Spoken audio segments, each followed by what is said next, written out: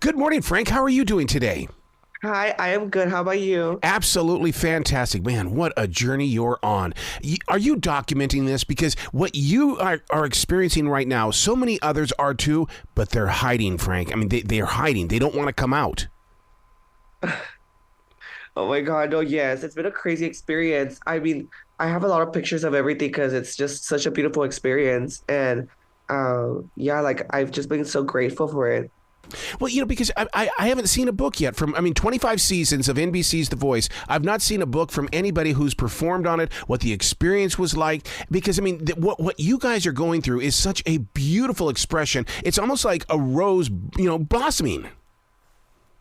Yeah, no, yeah, I get you. It is. Wow. Where did you discover music? When did you know that, oh my God, I've got a voice and it doesn't sound like anybody else in class? I think there's something going on here. I think that happened when I was like 3 or 4, and I started singing because back in Mexico, when I used to live there, we used to do these karaoke nights every Christmas, Yeah. and so I started singing, and my parents and my family liked it. And then I started volunteering in my school to sing because we in our gymnasium every Friday we would have a karaoke night too, and in my elementary. And so then I started singing there, and then I started noticing that people liked it. So that's when I kind of started singing. It had to have been fun because I love that edge of when I do karaoke. There's still that edge of nervousness and excitement, and then when people react to it when you're finishing a song, it's like, oh my God, that felt quite nice. Yeah, no, yeah. And at the beginning, I was like, oh my God, people like it. Am I good at this? I was like, or am I just being delusional? But it ended up being that I'm pretty good at it. But you're no newcomer to the televised competition. At the age of 11, you were already on the tube. Yes, at the age of 11, I was in Voz Kids, which is the Voice Kids. And so it was a very similar experience. And it was like that was the first time that I actually stepped on like a stage, like and fully sang. Because before that, I had like performed 2 times, so it kind of really took me out of my comfort zone.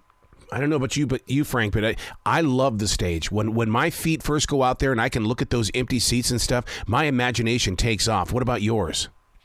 No, yeah, I love performing. I mean, I feel like whenever I'm on stage, I'm just like myself, and that's truly what I love doing. Do you have a moment when you go out there and you envision it? In other words, you try to see yourself and how people will react? Because to me, it's like a connection with the room before the people arrive. Yeah, I mean, I kind of like even when I'm just practicing before, like even for this, the voice, I had every time I would practice, I would envision how the crowd would react. We have to manifest, Yeah. and so it could be true. Yeah, a lot of people don't realize that part of that manifestation is that we've got to make sure that our voices are in tune and ready to go as well. And some people, they'll go, why aren't you talking? Because I don't want to. I need to get my energy up, and I need to preserve this little monkey of a machine. Yeah, I agree 100%. What are you doing to preserve that voice? Well, I normally do vocal warm-ups every day. I also have a vocal teacher from Mexico, who I see virtually. And so yeah, I just tend to practice a lot, and that's how I like maintain it. Listeners don't understand that when we practice with our voices and things, they think, oh, you're going to exercise your vocal cords. It's like doing push-ups and running and walking. And it's like, man, it really, you gotta get your heart rate up because that's part of the breathing pattern. But what kind of vocal things are they doing with you? Yeah, one thing that I would do a lot over there, and I was kind of known for on The Voice because I was the only one who would do it, is I breathe into a balloon and then I inhale all the air, and then I like sing while I breathe out of the balloon. And so that helps connect my diaphragm a lot to my air, and it helps me, like reach like high notes very easily. That's so funny that you do that because part of my training is that I take a walk on a path through this forest, and I have to talk and I have to use my imagination and really rely on things so I know how to keep my breathing under control even though my body is in movement.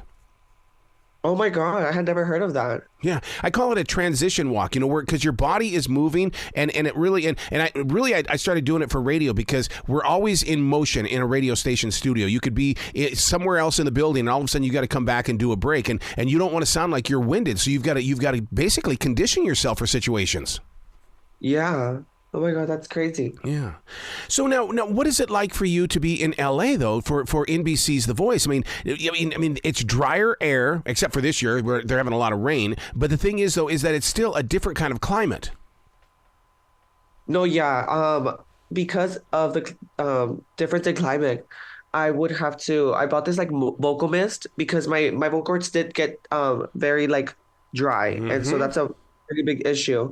And so I had to keep them hydrated. So I bought a vocal mist, and that's like I would use like twice like a day sometimes. Yeah, because I mean, coming from Texas, then to New York, and then to LA, that's three completely different atmospheres. Yeah, very different. Yeah. Being a 19-year-old in New York City, I mean, I love me the Big Apple. I love that city, but my God, 19 and you're set free in New York? I know it's crazy. It was always my dream to live in New York, and I never actually thought that it would happen. But thankfully, I was able to get into a good college, and so now I'm here, and it's been crazy fun. So going from a world where, in Texas, everybody's driving around, but in New York, you're walking around. Was that, or either that or you're riding the train? What was the transition like? Yeah, well, I'm really bad at driving. I have to be honest. So like, I didn't really miss much because I just don't. I'm just not the best at it. So like, I really like riding the train, especially because it's just like you get to sit down and then sometimes you hear like your own like studio recordings that you've done on the train, Yeah. and like, it's like I don't know, I just like it a lot. Oh, so basically you use the train as a place just to go so you can study your art then. It gives you plenty of time, alone time, without being interrupted by others. Yes, yeah. Wow. So what was it like to perform a Lady Gaga song? We're talking about the queen of music. I love me some Gaga.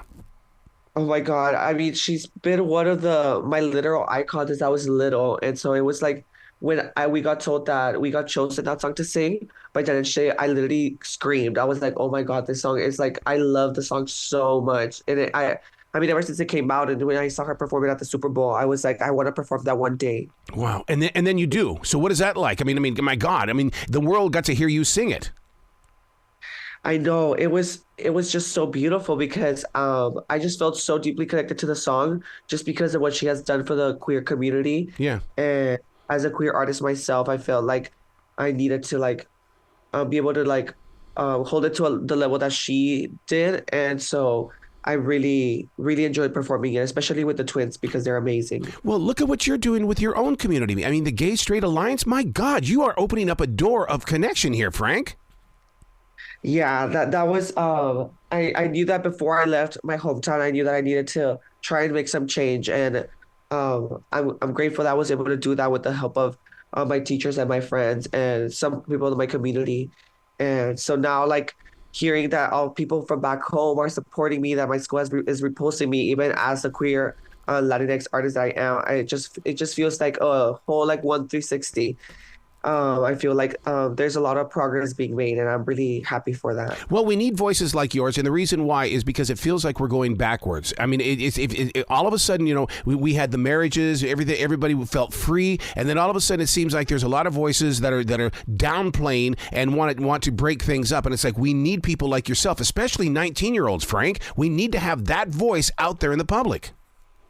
Yeah, no, definitely, because I feel like for me, when I was smaller, the only reason why I've always wanted to be as hyper feminine as I am and feel comfortable being like that while on stage was always because I saw this other contestant on The Voice Australia called Sheldon Riley.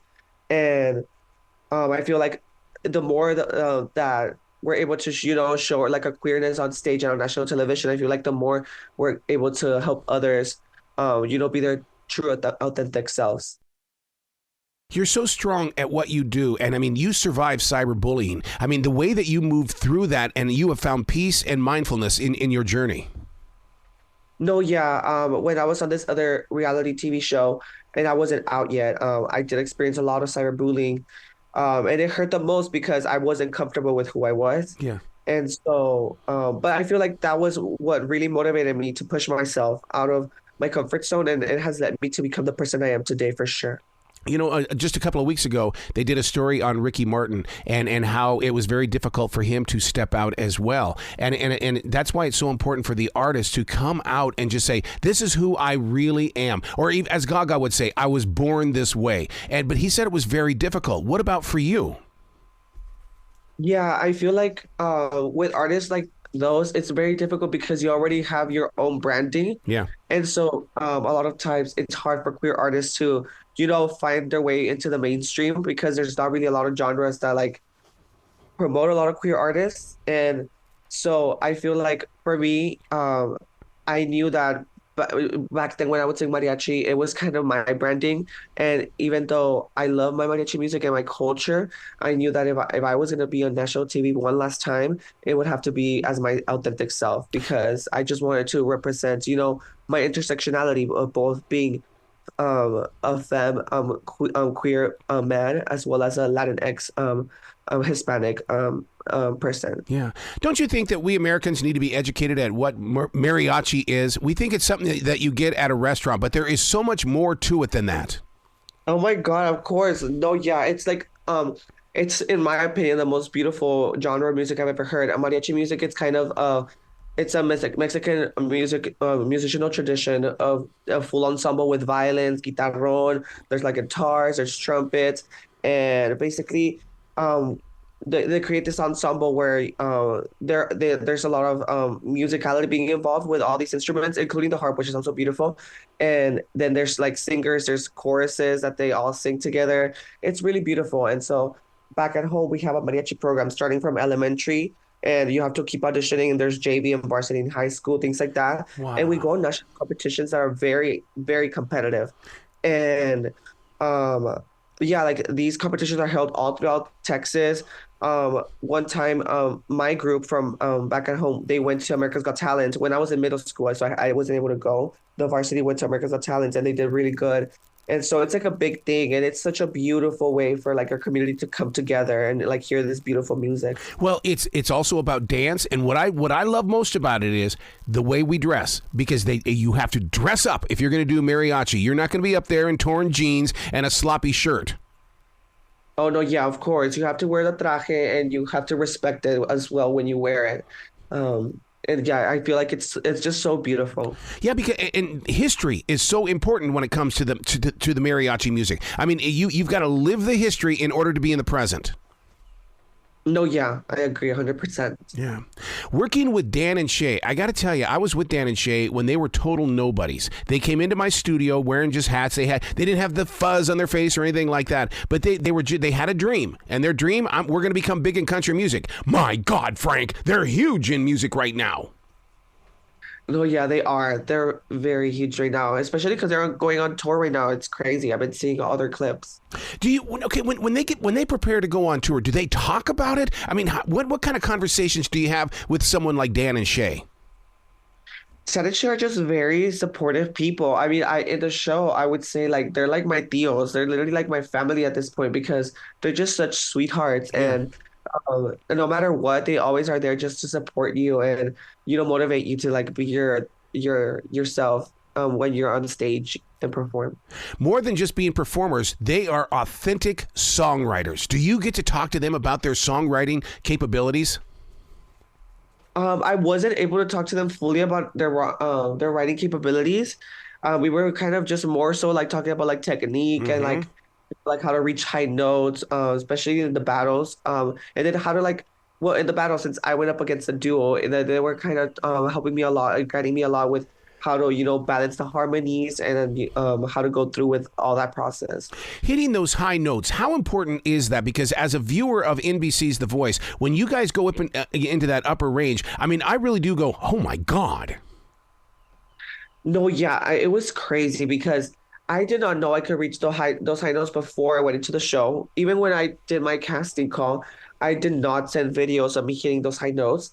And it was until the twins and I started like playing around with the song, and I was like, okay, I'll just try to do the upper harmony, and I just did it. And I was like, and then we go to rehearsal one day, and the music director tells me, what notes are you hitting? Like, this is like crazy. And I was like, oh, I don't know. And he was like, and I was like, well, I thought I was a baritone coming into the show. He was like, no, the heck, you're not a baritone. And I was like, oh my God, okay. So like that was the first time that I like ever started actually like exploring my upper range. Man, see, when I was in chorus and stuff, I wanted to be the baritone, but they always kept putting me in there with the tenor, and I didn't want to have the high falsetto, and I always felt uncomfortable about it. But these days, having that higher voice, is acceptable. I wish I would have had this when I was a kid. No, yeah, I feel like yeah, music has in general like transitioned a lot from like the back days, and now it's a lot of like high notes. Like a lot of people like it or they enjoy it. How are you protecting your voice when you go into a higher range? Because that's like exercising a new muscle. Do you get the sore throat? I used to when I would sing mariachi music, I had a very different technique. And I used to I wasn't able to hit as high notes as I do now. And I think it's because I really changed the way I use my diaphragm Yep. and the air pressure. Because I used to use a lot of my, an issue that I would do is like I would use a lot of my jaw muscles, which, like strains your voice. And now I started using more of my diaphragm. And because of the connection that I have with the diaphragm and the air, I get to reach higher notes much easier. You're going to think I'm a freak, but usually when I know that I'm not using my diaphragm, I'll put my hand on my lower stomach to make sure that I'm breathing from that part of my body. How do you know? Yeah. You do it too? No, yeah, I have to put my hands there, like around kind of like my waist, Yeah. to see like if it's pushing the diaphragm, if it's pushing out. Yeah, yeah. But see, a lot of people don't understand that because it's like even in martial arts, one thing that I would do is the person that I was going to compete against, I would go over and talk with them and see if they were breathing from their chest or if they were breathing from their diaphragm. And if it was coming from the diaphragm, it was going to be a good battle in that ring. No, yeah, I agree. Yeah. So what are you learning from this entire process? Because I mean, you're a student and we're watching you. No, yeah. Well, what I've been learning a lot is, like the importance to just be yourself on stage and on TV. I feel like I have gotten a lot of like super sweet messages being like, oh, thank you for opening doors for us, or thank you for, motivating me as a queer artist to keep pushing and keep motivating myself. And so those are like I feel like that's the most beautiful thing about this process that I'm able to connect with other artists out there who resemble to like my background borders or my background disadvantages. Yeah, see, I mean, it goes all the way back to what we were talking about in the beginning. There are people that are locked up in their homes, in their bedroom, in their own little world because they're afraid to come out. And then when you see someone like yourself, Frank, all of a sudden they go, well, if he's doing it, maybe I should at least take a step forward. Yeah, yeah, definitely. That's kind of what I wanted to be. I was a little scared, and I still am because, people are just gonna hate, especially a lot of other people in Texas and all those other places. But I feel like I knew that I had to take a risk because I knew it could help eventually for other people. So when you're getting emails or you're getting social media things, I mean, usually what I do so that I don't feel like that I'm under attack is I'll just read the first sentence and then, okay, gotta go, bye. Don't even write me a full letter. Just I'll read the first sentence. That's all I need. What about you? No, yeah. I just stopped reading comments because Yeah. after like multiple TV reality shows, I just knew that there was gonna be hate, and I knew that they were gonna be wrong at the end of the day. And I know that like what I have done, I'm really proud of it, and the person that I am, I'm really proud of that too. And so I just kind of neglect all the hate and just like have a bunch of positivity. Yep, yep, yep. And you've got to generate it too. And I can feel your positive energy. That's always with you because I've always believed that winning is a choice. So is a positive energy. Yeah. No, yeah. I mean, you attract what you give out to the universe. Yeah. That's kind of how I see it. Yeah. So we got to talk the business side of the music industry because I really believe that you guys are under attack right now with TikTok. You have done absolutely nothing wrong, but the government wants to shut down TikTok. That is a major platform for you. I know that's actually insane. There's like other greater issues that are like actually like need to be fixed other than banning TikTok. I don't really get it, but it's crazy. But at least we still have Instagram, and I'm manifesting, and I have high hopes that TikTok will not get banned. Are Hopefully. you preparing for it though? Because there's other platforms out there. I mean, a lot of people are telling me that they're going over to Reels, Reelz. Oh, I had not heard of that. I know that people do a lot of reels, but on Instagram, that's Yeah. kind of like what I was thinking to just like go and rely on. Yeah, but see, I want more than just 10 or 15 seconds of it though. I mean, because when I'm just getting into the song and all of a sudden it's gone. Yeah. No, yeah, I get it. Yeah. Yeah. I feel like maybe YouTube will start like its thing again. Yeah. All right. So where can people find you on the social media so they can give you some love and support? Because you're at that part. Here's what I mean by the love and the support. You're on the show now. You're getting beautiful cover across the country. But when the show is over, I still want people to be talking about you, Frank. No, yeah, definitely. I mean, all my social media handles are Frank Garcia with two K's and two A's. On the end of Frank and then on the end of Garcia. That's where you can find me anywhere. I love it. You got to come back to this show anytime in the future. The door is always going to be open for you. Oh my God, yes. It would be such an honor. Thank you so much for having me. Well, thanks for even taking the time to talk with me, dude. Thank you. You be brilliant today, okay? Yes, thank you so much.